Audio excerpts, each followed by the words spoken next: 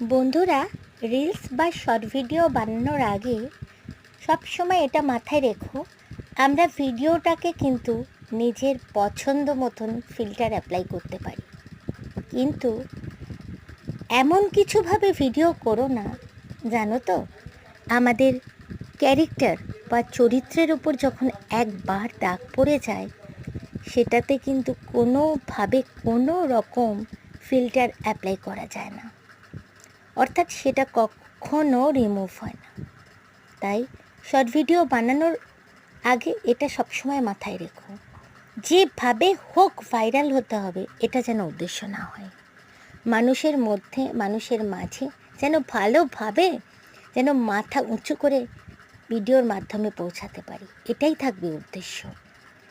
Income করাটা বড় কথা নয়, মানুষের মাঝে যেন মাথা উঁচু করে বাঁচতে পারি, সেটা মাথায় রাখ।